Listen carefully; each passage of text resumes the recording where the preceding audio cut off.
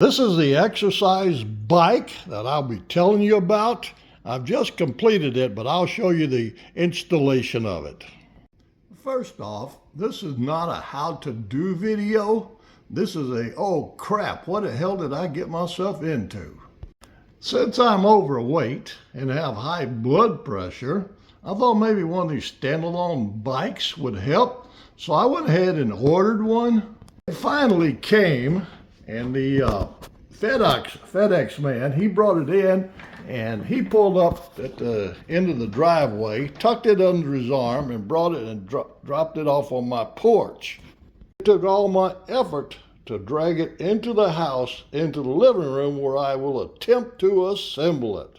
Luckily, they give me a barcode on the package that has a YouTube video, so I'll watch that. Anyway, that's the one right there. I've already been swearing just trying to get it out of the box.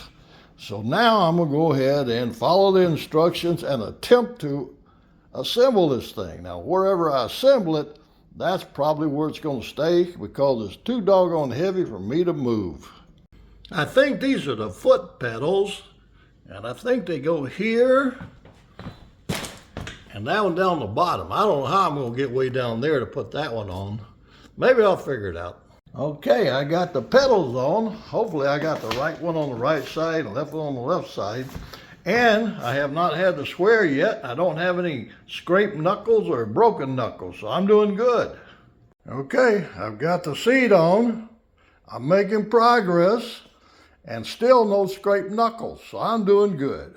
Okay, I'm getting close. I finally got the handlebars on, but I put them on backwards, so I had some choice words for the manufacturer. I kept trying to get the screw to go in, but it was not going in, so I was ready to go get my hammer. They always say never force it, just get a bigger hammer if it doesn't go in. So anyway, but I got it on. I had to turn it back around and I got it on.